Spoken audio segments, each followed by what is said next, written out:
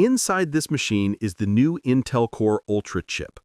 In my daily routine of running Chrome with 30 tabs, Slack, Spotify, and Photoshop simultaneously, the laptop never stuttered. I even edited some 4K video footage in Premiere Pro.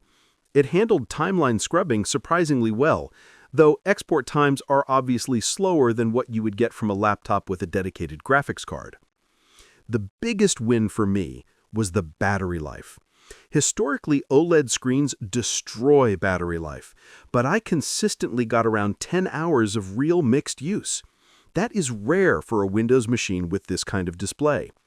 I could leave my charger at the hotel and work confidently at a coffee shop all day.